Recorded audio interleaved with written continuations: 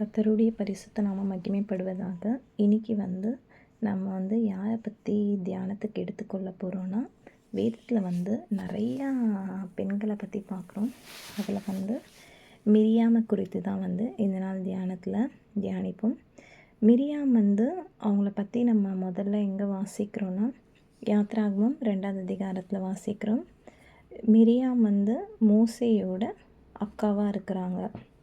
இந்த மிரியாமுடைய ஆரம்ப நாட்கள் எப்படி இருந்தது, அதுக்கப்புறம் அவளுடைய வாழ்க்கை பின்னான நாட்களில் எப்படி மாறினது, அதனால் அவளுக்கு கிடைச்ச காரியங்கள் என்ன அப்படின்னு சொல்லிட்டு இந்த தியானத்தில் பார்க்கலாம். அது நமக்கு பிரயோஜனமாக இருக்குது. கர்த்தர் உதவி செய்வாராக. மோசேயோட அக்காவாக இருந்த மிரியாம் மோசே பிறந்த காலத்தில் பிறக்கிற ஆண் குழந்தைகளெல்லாம் நதியில் போட்டுடணும்னு சொல்லிட்டு பார்வோனால் ஒரு கட்டளை பிறந்திருக்கும்.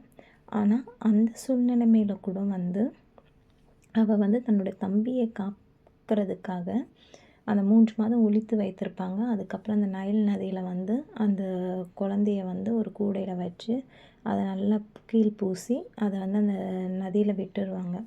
ஆனால் அந்த குழந்தைக்கு என்ன ஆகுது அப்படின்னு சொல்லிட்டு மிரியாம் ஒளிஞ்சிருந்து பார்த்துட்ருப்பாங்க. அப்போ அந்த இடத்துக்கு அந்த பார்வோனுடைய குமார்த்தி அதை எடுத்து அவள் அதை பார்க்கும்போது மிரியாம் போயிட்டு, இதுக்கு நான் உங்களுக்கு ஒரு பால் கொடுக்குற தாயை கொண்டு வரட்டுமான்னு சொல்லிட்டு தன்னுடைய தாயை கொண்டு அந்த தம்பியை, தன்னோட சொந்த தம்பியை வளர்க்குறதுக்கு ஒரு காரணமாக இருந்தால். ஒரு சின்ன வயசு தான், இவளுக்கும் ஒரு 8 வயது கிட்ட தான் இருந்திருக்கும் மோசே குழந்தையாக இருக்கும்போது. ஆனால் அந்த சூழ்நிலைமையில கூட அவள் தன்னுடைய தம்பி மேலே ரொம்ப கரிசனையாக இருந்தால், ஒரு பொறுப்புள்ள சகோதரியாக இருந்தால், பொறுப்புள்ள மகளாக இருந்தாள். அவள் மோசேயை அன்றைக்கு காத்து கொண்டதுனால தான் ஒரு பெரிய இஸ்ரவேல் ஜனங்களை அடிமைத்தனத்தில் இருந்தவர்களை ஒரு மீட்டெடுத்து கொள்ளக்கூடிய ஒரு தலைவன் உருவாகிறதுக்கு காரணமாக இருந்தவங்க இந்த மிரியாம். அதுக்கப்புறம் யாத்ராகமம் 15, 20, 21 நம்ம வாசிக்கும்போது மிரியாம் ஒரு தீர்க்கதரிசியாக இருக்காங்கன்னு பார்க்குறோம். அவங்களுடைய வாழ்க்கையில் அவங்க ஆண்டவருக்கு உண்மையாக இருந்தனால தான் நிச்சயமாக ஆண்டவர் ஒரு தீர்க்கதரிசியாக அவங்கள வச்சுருப்பார். அது மட்டும் இல்லை, அவள் மற்ற சகோதரிகளை ஆதாயப்படுத்தி அவங்க எல்லாரையும் கூட சேர்ந்து தம்புருவை எடுத்து பாடிக்கொண்டிருந்தாள் அப்படின்னு வாசிக்கிறோம். அப்போ அவள் எவ்வளோ ஒரு ஆவிக்குரியதில் ஒரு நல்ல ஒரு ஸ்ட்ராங்கான ஒரு பெண்மணியாக அவங்க இருந்தாங்க. அந்த துதித்து அவள் பாடுறது அந்த இஸ்ரவேல் ஜனங்களுக்கு கிடைச்ச வெற்றிக்கு பிறகு. அதுவும் இல்லாமல் அவள் மட்டும் பண்ணாமல் அவள் கூட அநேக சகோதரிகளும் சேர்ந்தாங்க. மற்றவர்களையும் ஆண்டவருக்குள்ளாக ஒரு வழி நடத்தக்கூடிய ஒரு பெண்ணாக தான் மிரியாம் இருந்தாங்க. ஆனால் இப்படி இருந்த மிரியாமுடைய வாழ்க்கையில் அவங்க சந்தித்த ஒரே ஒரு நெகட்டிவிட்டி என்னென்னா, அவங்க மோசேக்கு விரோதமாக அந்த அவள் மோசேயோட மனைவியை குறித்த காரியத்தில் மோசேக்கு விரோதமாக ஆரோனும் மிரியாமும் பேசுகிறாங்க. இது நம்ம என்னாகமம் 12ஆம் அதிகாரம் 1ஆவது வசனத்தில் வாசிக்கிறோம். அவங்க பேசின பேச்சு கர்த்தருக்கே ரொம்ப கோபமூட்டக்கூடிய அளவுக்கு அவங்க மோசேக்கு விரோதமாக பேசியிருக்காங்க. அது மட்டும் இல்லை, அப்படி அவங்க விரோதமாக பேசினதுனால மிரியாம் குஷ்டரோகியாக மாறினாங்க அப்படின்னு சொல்லிட்டு பார்க்குறோம். ஒரு மிகப்பெரிய தண்டனை. குஷ்டரோகிகள் அந்த காலத்தில் தீட்டுப்பட்டவர்கள் என்று எண்ணி அவங்கக்கிட்ட யாரும் நெருங்கி போக மாட்டாங்க. அப்படி அவள் குஷ்டரோகியாக மாறினதுனால 7 நாள் பாளையத்துக்கு புறம்பே மிரியாமை வைத்திருக்கிறாங்க. அதுக்கப்புறம் அந்த 7 நாட்கள் ஜனங்கள் பிரயாணம் பண்ணாமல் ஒரே இடத்துல தான் இருந்திருக்காங்க. இப்படியா பல காரியங்களுக்கு தடையாக இந்த மிரியாமுடைய வாழ்க்கை பின்னான நாட்களில் மாறி போனது.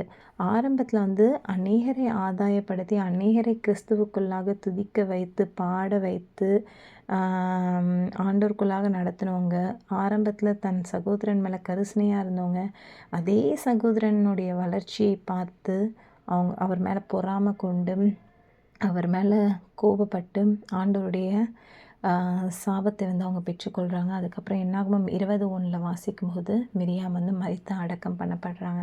இன்றைக்கும் நம்மளுடைய வாழ்க்கையில் எல்லாருடைய வாழ்க்கையிலையும் நன்மையான காரியங்களும் நம்மளுடைய வாழ்க்கையில் இருக்கும், தீமையான காரியங்களும் இருக்கும். எல்லாருமே வந்து ரொம்ப பர்ஃபெக்ட்டுன்னு சொல்ல முடியாது. நம்ம எல்லார்கிட்டேயும் வந்து பாசிட்டிவிட்டியும் இருக்கும், நெகட்டிவிட்டியும் இருக்கும். ஆனால் நம்மளுடைய வாழ்க்கையில் இருக்கிற பாசிட்டிவிட்டி மூலமாக வந்து நம்ம அநேகரை எப்படி வந்து யூஸ்ஃபுல்லாக இருக்கிறோமோ, அதே மாதிரி நம்மளுடைய வாழ்க்கையில் ஏதாச்சும் வந்து ஆண்டவருக்கு பிரியமில்லாத காரியங்கள், ஆண்டவரை கோபப்படுத்தக்கூடிய காரியங்கள், கர்த்தருக்கு விருப்பமில்லாத காரியங்கள் நம்மளுடைய வாழ்க்கையில் இருக்குமானால், அதை வந்து நம்ம வந்து கர்த்தருடைய சமூகத்தில் சொல்லி, நம்ம அதை அறிக்கையிட்டு, ஆண்டவரிடத்துலேருந்து நம்ம விடுதலை பெற்றுக்கொள்ளும்போது, நம்மளுடைய வாழ்க்கையில் வந்து ஆசீர்வாதங்கள், தடையாக இருக்கிற ஆசீர்வாதங்கள் நம்மளுடைய வாழ்க்கையில் வந்து கிடைக்கும். எப்படி வந்து மிரியாமுடைய வாழ்க்கையில் வந்து அவளுடைய பாவம் வந்து அவளுடைய சரீரத்தையே வந்து பாதிப்புக்குள்ளாக்குச்சு. அதே போல் நம்மளுடைய வாழ்க்கையிலையும் நம்மளுடைய சின்ன சின்ன தவறுகள், நம்ம ரொம்ப நல்லவங்களாக இருப்போம், நிறைய விஷயத்தில் வந்து நன்மையாக இருக்கலாம். ஆனால் சின்ன ஒரு விஷயத்தில் தவறு செய்கிறது வந்து ஆண்டவருக்கு பிரியமில்லாமல் இருக்குமா?